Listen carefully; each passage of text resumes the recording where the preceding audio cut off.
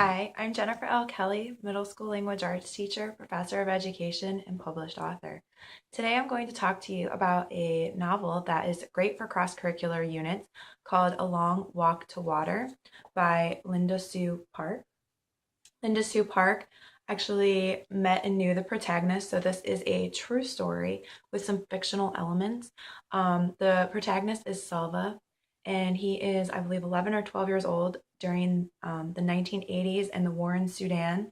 I don't know much about the war in Sudan, but from this book, what I gathered was that the North had certain religious beliefs that were different from the religious beliefs of the South, and it created a lot of conflict.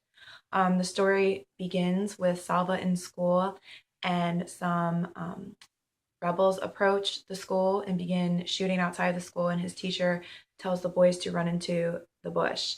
And so the story is a survival story. It's also a story about resilience. It's also a great story for empathy because Salva's story is interspersed with a fictional story about Naya. And her story takes place in the mid early 2000s, around 2006. And it's about her journey every day to get clean water, how far she has to walk to get clean water for her family, for bathing, for chores, for cooking, and for drinking. And it's a beautiful story, and it's great for cross-curricular units. In fact, my school did this story in social studies class. It's about 120 pages long, maybe about a fourth or fifth grade reading level. Linda Sue Park is actually an ESL professional, or was an ESL professional. So the language is simple, descriptive, yet concise, great for English language learners. The reason we did this novel is because the entire sixth grade at my school participated in a walk for water, which was a simulation of a walk 2.5 miles, just to show students that that's how far some children in other parts of the world have to walk to get access to clean water. Um, so it's great for cross-curricular, whether you're in a contained classroom where you have to teach all content areas, or whether you want to show unity on your team and show a cross-curricular study with students. And there's math tie-ins about water consumption, and obviously there can be science about water contamination and things like that, and obviously geographic connections with the story taking place in Africa. It's wonderful. What ends up happening is Salva, is on a journey to try and find if his family is alive from his village.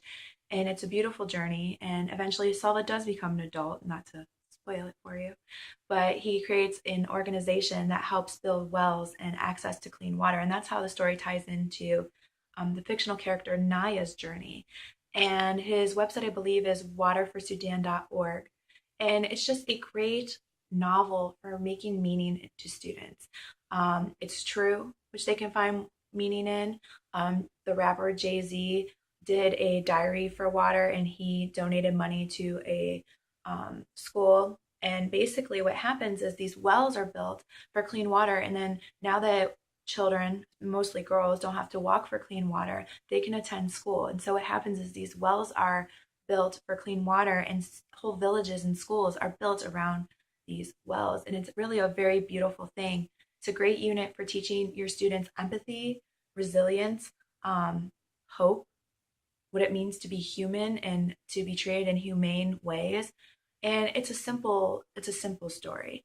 So I know that right now, with October approaching and Halloween approaching, that a lot of walk for waters are actually popping up. A college in my area does a walk for water, and the proceeds go to UNICEF, which helps get clean water and build wells in impoverished parts of the world. I know that HSN, the Home Shopping Network, does a fundraiser for UNICEF where you can purchase little boxes, and instead of trick or treating for candy, it encourages children to trick or treat for money for UNICEF to help those that are less fortunate than themselves. And I think that's a beautiful concept.